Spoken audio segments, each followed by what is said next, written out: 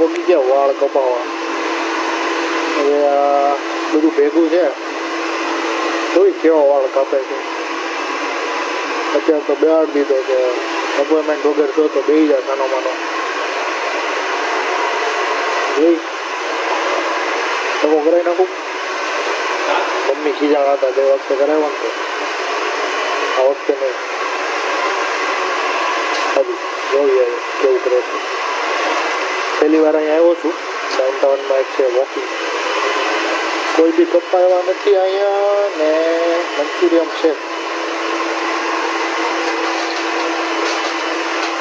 જોઈ ઓય ચીમકા એ પથારી નથી ફેરવી. હારા કાપ્યા યાર.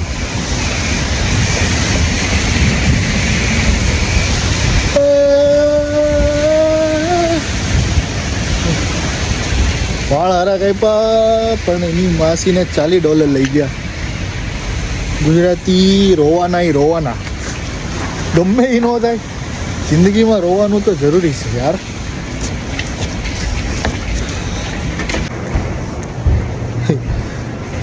ભાઈ સ્ટાર્ટિંગમાં કાપવાનું ચાલુ કર્યું તો ચીનકો મશીન લઈને મંડી જ પડ્યો. વાળ કાપતા મને નહોતા આવડતા. ઘડીક તો એમ લાગ્યું કે જય શ્રી કૃષ્ણ ભાઈ વાળ ગયા મારા. પછી પૂરા એક કાતર લઈને મંડી પડ્યો. ચકાચક કાપી દીધા. Like it nice.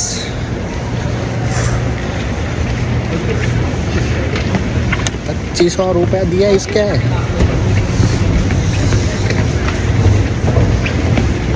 મારા દાદા આખી જિંદગી લગભગ એણે વાળ કપાયા છે ને તો એ 2500 નહીં ખ્યા હોય.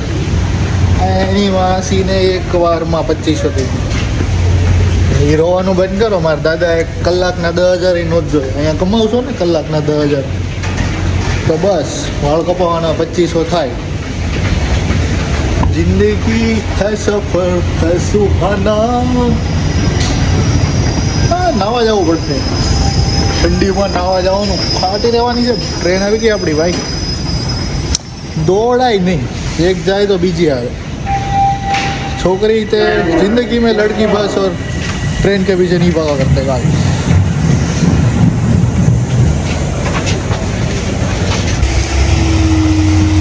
દિવસ થઈ ગયો પૂરો. બરફની વચ્ચે હાલવાનો રસ્તો.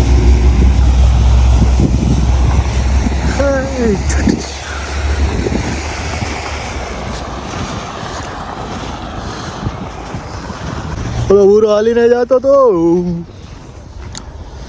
ઠંડી છે અને નાવા જવાનું છે. ગરમ પાણી આવે. ટેન્શન નહીં લેવાનું. નાવાનું. ગુજરાતી ફ્લેટ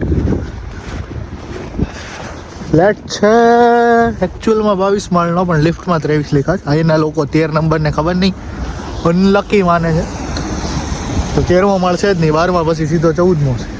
એક માળે છે 17 ફ્લેટ. 17 × 22 તમે કરી લેજો. મારી પાસે ટાઈમ નથી.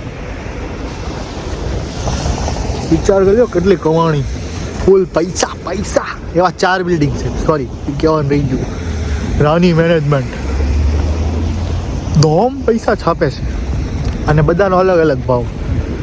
1 બેડરૂમ સ્ટુડિયો, 1 બેડરૂમ, 2 બેડરૂમ ને 3 બેડરૂમ. જેટલી જૂની લીઝ બોલે તો ભાડા કરાર. એટલું ફાયદો. હું જ્યાં સ્ટાર્ટિંગમાં અહીંયા રહ્યો ને ત્યારે 18મા ફ્લોર ઉપર રહેતો હતો. એ ભાઈનું નામ શું હતું? આઈ થિંક હર્ષ નહીં કંઈક હતું, ભૂલાઈ ગયું. એ ભાઈ ઇન્ડિયામાં હતો. 3 BHKનું ફ્લેટ હતું. એણે 3 BHKમાં 11 જણા ભર્યા હતા. હું 1 મહિનો ત્યાં રહ્યો હતો. નો ડાઉટ ત્યારે ઘર નહોતું આપણી પાસે. સિસ્ટમ હલી ગયેલી. સ્કેમ થઈ ગયો હતો.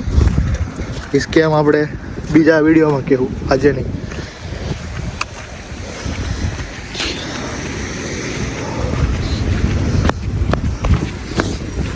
બધી ગાડી ઊભી રહી ગઈ. ક્રોસ કરતો હતો ને તો સપો થઈ ગઈ. ક્યાં હતો? હા, સ્કેમ થઈ ગયો હતો. એ પછી બીજા વિડીયોમાં જેવું 1 મહિનો એ ઘરમાં રહ્યા હતા આપણે. મશીન આપણી રીતે આપણું લઈ લીધું. પછી ના અહીં નાનસી 3 વર્ષ થઈ ગયા લાસ્ટ ડિસેમ્બરમાં. મજા આવે, શાંતિવાળું છે, ગુજરાતી ફિલિંગ આવે. અત્યારે તો નહીં, સમરમાં બાન દાદા ને એના છોકરાને રમાડતા હોય બધા, હોલી પાર્ટી કરતા હોય. મારા બા ને દાદા લિટરલી 50 વર્ષની ઉપરના છે બધા. એક જણા મમરા લાવે, એક જણા સોડા લાવે, એવું બધું કરતા હોય. ભેળ બનાવે ને સોડા બનાવે ને સાંજે 4-5 વાગે. ઉનાળામાં દેખાડીશ, ડોન્ટ વરી. 1-2 દાદા બા તો ઓળખે છે, કારણ કે ઓલમોસ્ટ 3 વર્ષ થઈ ગયા, રોજ ઈ હેઠે બેઠા હોય. ઓ ઝટદિયા ટોરાને રીલ જોઈ પછી આખો દી ગીત એનું મનમાં આવે કે નહીં તમારે? ઓહો, અહીંયા જોવા જેવું છે. હે બોય, પ્રાઇવેટ રોડ 2-2.5 ફૂટ જેટલું તો થપ્પો કરી દીધો છે. હા, ભાઈની ગાડી વહી ગઈ આખી ભાઈ. ઓહ ઝટદિયા, ભરેલું છે આ બધું.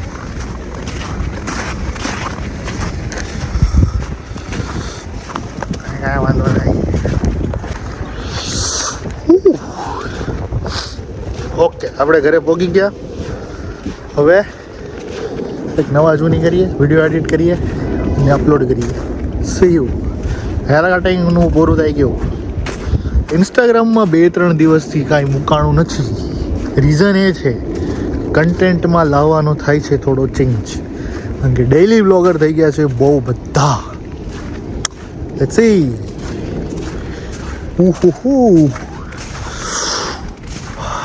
ઠંડી. વાય